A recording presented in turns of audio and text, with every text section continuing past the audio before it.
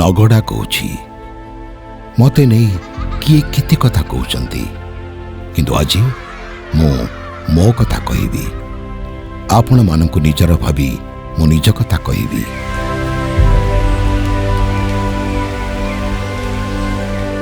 मो हेउछि सेई नगड़ा जाहाकु नग्न करी तैयारी हुए राजनैतिक प्रसंग। मु सेही नगड़ा जोंठी विकासर वेद सांगको मिसी जाइछि विनाशर वेदना। आपण मानकु देखा जाउछि मो भंगा रूप और स्वरूप किंतु आज मु देखैबी भांगिला परे भी निजको गढ़ुथबा नगड़ा को। मो पिठिरे एबे आउ अभावर बोझ नहीं बरं सरकारंक पिठी आउसा मो दुख को कोहल करिछि। पहाड़ ओहाडरू एबे मु देखुछि आकाश छुईबार स्वप्न। कौन बा नहीं मुठी तल मझी और ऊपर नगड़ार 65 परिवारर 340 जन सदस्य केवल मो परिस्मा नुहे मो छाती रे झरुथबा झरणा मो देहरे ढांकी होइतिबा सबुजिमा मो नीरवता भांगुथिबा पशुपक्षी डाक सबू अनेक थर मो कोलकू आपण मानकू डाकी आनिछि। 7 वर्ष तलर से अघटन सबू सरकारंक पिठी आउसारे लिभिगलानी। ई 7 वर्षरे अनेक किछि बदली गलानी। भोकर भूगोल एबे कहानी सभिंक पई राहा और साहा पलटिछि खाद्य सुरक्षा योजना। एथिरे सामिल होई समस्ते चाउल पाउछंती। सामाजिक सुरक्षा योजना रे 71 जन भत्ता पाई बेस खुशी। मो जीवन बहिरे एबे सरकारंक सहयोगर साहित्य नुआ नुआ ज्ञान और विज्ञान आ जानती सरकारंकर हिसाब खातारे मो पई योजनार बड़ अंक।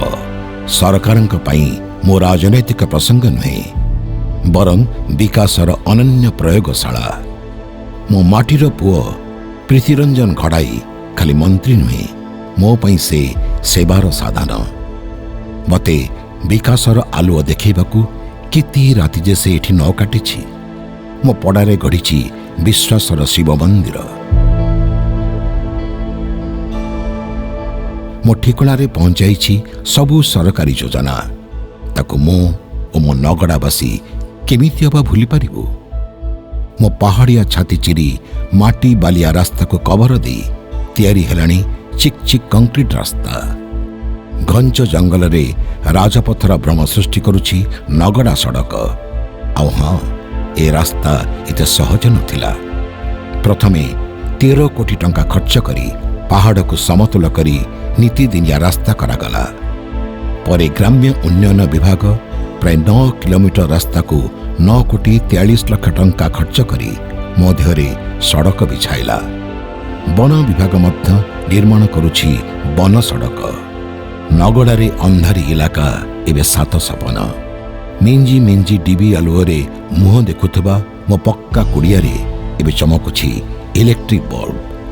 खोला आकाशर फांका पवन सांगकू घर भितरे घुरुथवा पंखा परी मु भी घुराउछि विकासर चक्री। सरकारंक कथाकू मो नगड़ावासी भी अति सहजरे ग्रहण करिसंती।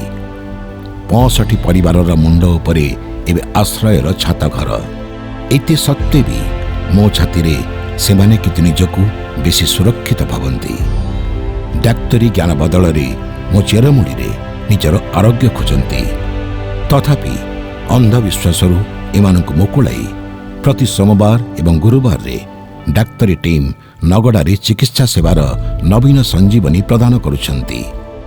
कुपोषणरू मुक्ति पई 60टी परिवार रे शोभा पाउछि न्यूट्री गार्डन।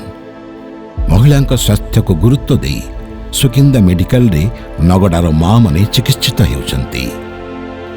केवल एतिकी नुहे मंगराजपुर कुमुड़ी ठारे इनटेक वेल प्रतिष्ठा करी प्राय 60 किलोमीटर दूर रे थिबा नगड़ा को विशुद्ध और निरापद पानीय जल जोगाण होईछि।